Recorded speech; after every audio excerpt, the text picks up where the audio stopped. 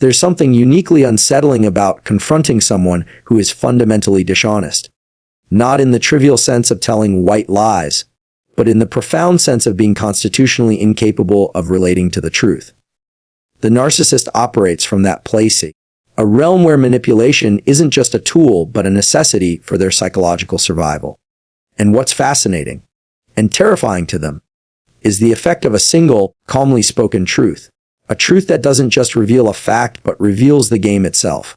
When you say to a narcissist, "I see what you're doing, and it won't work on me," you aren't merely voicing an observation. You're stepping entirely outside the frame they've built for you. It's worth pausing here to understand why that matters so deeply. Narcissistic control isn't maintained through brute force or even through direct threats most of the time. It's maintained through a web of assumptions, subtle insinuations, emotional baiting, and carefully staged reactions. You're not supposed to notice these moves. You're supposed to respond to them automatically, without reflection, and certainly without naming them. The moment you name the tactic, the illusion starts to dissolve. And why? Because narcissistic manipulation depends fundamentally on obscurity. It depends on keeping the real dynamics hidden under layers of guilt, obligation, or manufactured doubt. By calmly observing, "I see what you're doing," you pull the hidden into the light. The narcissist's greatest fear is not simply being seen as flawed or imperfect. It is being fully seen. Their methods, their motives, and the hollowness behind the mask. It's like turning the lights on in a room where shadows once seemed alive. The spell breaks instantly. They can't hold power over someone who sees the strings they're pulling, because the entire effectiveness of the manipulation hinges on it being unspoken. It's a strange paradox. What the narcissist uses to control you is often fragile. It requires your cooperation in pretending not to see what's happening. The truth, spoken plainly, is the simplest and most subversive weapon imaginable. But let's not romanticize this confrontation.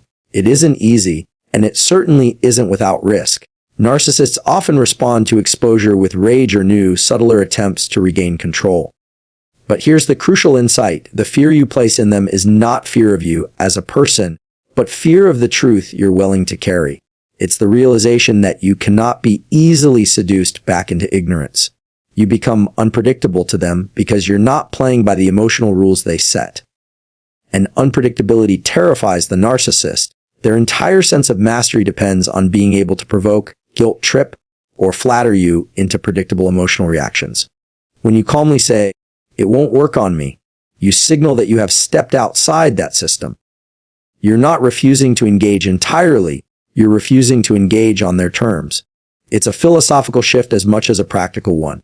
You no longer see yourself as the object of their manipulation, but as an independent subject who sees and names reality as it is. At this point, the narcissist sees you as dangerous, and rightly so. Not because you've become aggressive or malicious, but because your clarity threatens the entire psychological structure they depend on. They need the world to reflect back the narrative they construct. Someone who sees them clearly introduces a fracture in that mirror, and that fracture spreads. Psychologically, this works because the narcissist's power is parasitic. It depends on feeding off your unexamined emotions, guilt, fear, desire for approval. The act of naming their manipulation is like cutting off that food supply at its source. You're no longer just trying to resist them emotionally, you're dismantling the narrative itself. And that is far more powerful. Now, what often surprises people is how subtle this confrontation can be. It doesn't require shouting or dramatic ultimatums. In fact, those usually backfire, playing into the narcissist's script by painting you as hysterical, unreasonable, or overreacting. The power comes precisely from the calmness of your words. It's disarming. It exposes them while leaving them no easy counterattack. Rage can be dismissed. Cold clarity cannot. This approach also protects you. By staying composed, you avoid becoming the villain in their retelling. They may still paint you that way to others. They often will. But you remain grounded in your own understanding of what's true. That's vital. Because the real danger of dealing with a narcissist isn't just their manipulation of others, it's the creeping self-doubt they instill in you over time. Maybe I'm overreacting, you think. Maybe it really is my fault. By naming the game, you protect yourself against that internal erosion. There's a deeper philosophical point here, too. When you name the manipulation, you're not just changing your relationship to the narcissist. You're changing your relationship to truth itself. You're choosing to stand on what you see, rather than what someone else insists you should see. That act of honesty becomes its own form of strength. And it radiates outward, affecting every relationship you have. You become someone who can no longer be easily controlled, not just by narcissists, but by anyone who relies on guilt, fear, or confusion to get their way. It's worth emphasizing the goal isn't to win against the narcissist. Winning suggests that you're still playing the game. The real goal is to stop playing altogether, to live from a place of clarity and groundedness, where someone else's need to control you simply loses its force. Paradoxically, that's what makes you so fearsome to them. You're no longer even a proper opponent, you're outside the arena they've built. And once you're outside, you can see how small the arena really is. You can see that what once felt overwhelming was always, in some sense, a fiction maintained by your participation. That realization is liberating. It turns fear back on itself. The narcissist fears you not because you threaten to harm them, but because you reveal that their power over you was never real in the first place. It was only as real as your belief in it. This doesn't mean you won't feel anger, sadness, or regret. Those are normal human reactions to being used or lied to. But even those feelings change when you see the mechanism clearly. They become less about shame and more about mourning lost time and false hope. And then, gradually, even that mourning gives way to something stronger: resolve. Resolve to see, to speak, and to live in truth. Even when it's uncomfortable, even when it provokes others. That's what truly frightens the manipulator, someone who can stand calmly in the center of the storm and name it for what it is. So, if you take nothing else from this, let it be this: the most powerful words you can say to a narcissist are also the simplest. I see what you're doing, and it won't work on me. Spoken calmly, without hatred or drama, those words carry more force than any threat ever could. They affirm your reality over theirs. They break the spell. And in that moment, you become someone they fear. Not because you are cruel or vengeful, but because you are free. And there is nothing more terrifying to someone who lives in chains than the sight of someone who has learned to walk away, still speaking the truth. And once you've begun the discipline of turning your gaze inward, there's another practice that quietly amplifies that power: the habit of staying silent. Now, when most people hear silence, they think merely of the absence of speech. But what I'm pointing to here is something much richer and far more difficult.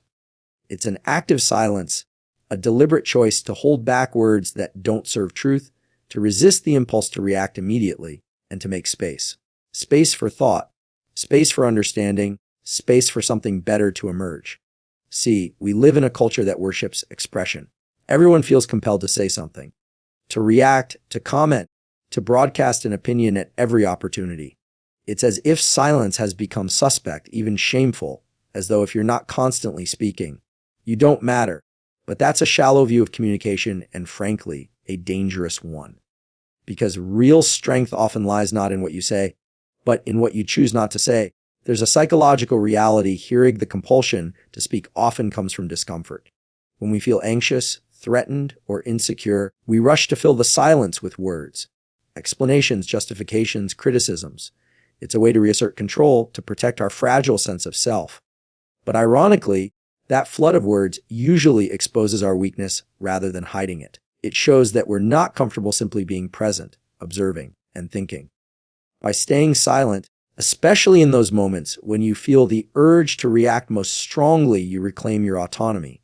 You move from being reactive to being reflective. And that shift changes everything.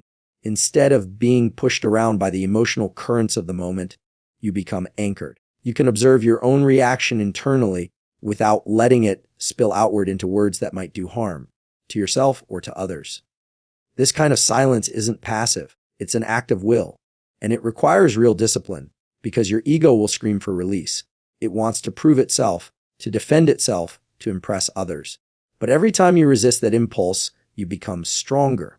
You train yourself to choose your response rather than letting your emotions choose for you. That's true freedom, not the freedom to say whatever comes to mind, but the freedom to say what truly needs to be said. And equally, the freedom to say nothing at all. Think about IG. When have you regretted being silent? Far less often, I would guess, than you've regretted speaking in anger or out of pride or fear. Words, once spoken, can't be retrieved.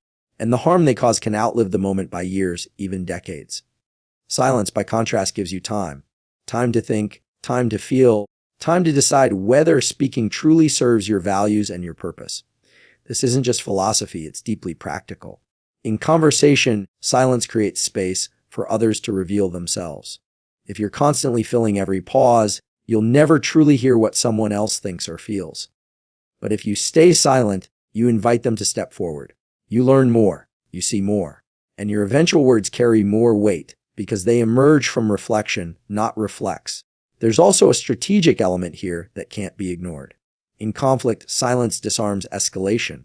When someone is angry or accusatory, the natural urge is to fight back immediately, to defend yourself, to prove them wrong. But doing so almost always the conflict, if instead you stay silent. Not in sulking or passive aggression, but in genuine, attentive restraint. You deprive the conflict of oxygen.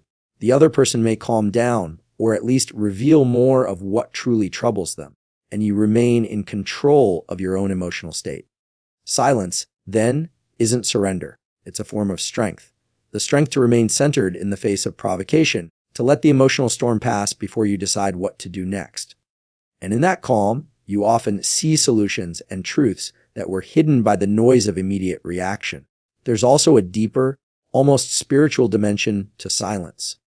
In silence, you come face to face with yourself. Without words to distract you, you're left with your thoughts, your fears, your hopes, your conscience. That can be uncomfortable, sometimes painfully so, but it's also necessary because you can't know yourself, truly know yourself, if you never stop talking long enough to listen. To the still, small voice within, to the deeper truths that emerge only in quiet reflection. Philosophers and mystics across centuries have understood this. The Stoics practiced inner silence, recognizing that much of our suffering comes not from external events, but from the constant chatter of our own minds.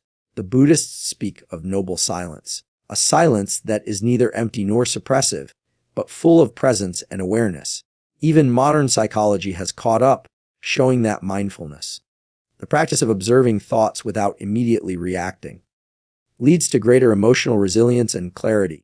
This isn't about withdrawing completely from life or refusing to speak truth when it's needed. Rather, it's about knowing when your words will help and when they will harm. It's about ensuring that your speech serves your deepest values rather than your momentary impulses. And there's something paradoxical here. By speaking less, you often end up communicating more. Your words gain power because they are rare, deliberate, and thoughtful. People listen more closely because they sense you don't speak to fill the air or to draw attention, but because you have something worth saying. This also transforms your inner life. By staying silent outwardly, you create inward space to notice what you're feeling and thinking before it becomes speech.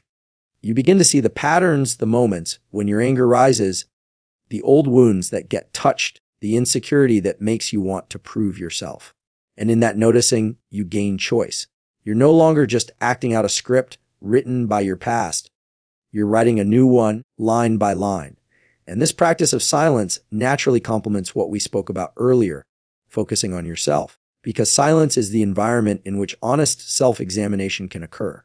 Without silence, your attention is constantly directed outward, scattered by noise and distraction. In silence, you can ask yourself the difficult questions. Why did that comment make me so defensive? What fear is behind my need to impress others? Am I living according to my values, or am I just reacting to the expectations around me? Silence makes these questions audible. It makes honest answers possible. And over time, it builds a deeper confidence. Not the loud, boastful confidence that demands recognition, but quiet, grounded confidence rooted in self-knowledge and self-mastery.